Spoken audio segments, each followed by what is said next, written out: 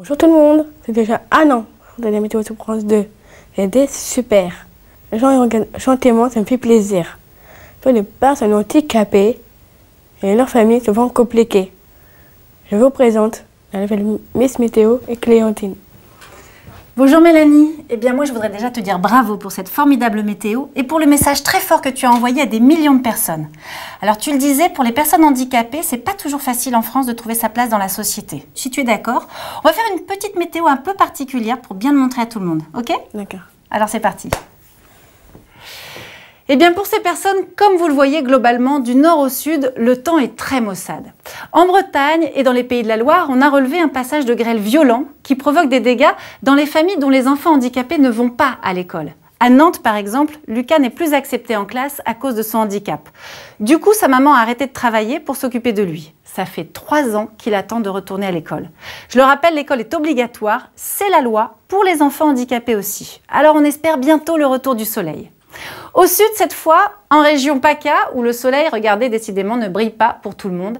Et oui, comme ailleurs en France, des adultes très handicapés et âgés vivent toujours chez leurs parents, eux-mêmes vieillissants. Pour ces parents, la crainte de disparaître et de laisser leurs enfants sans soutien est terrible. En Île-de-France, maintenant, un front nuageux évolue très lentement pour les adultes autistes. À noter quand même une petite éclaircie dans les Hauts-de-Seine. On apprend que Linda a enfin trouvé sa place dans un foyer qui l'aide à s'épanouir. Avant, elle était dans un hôpital psychiatrique, non adapté à ses besoins, et elle était en grande souffrance.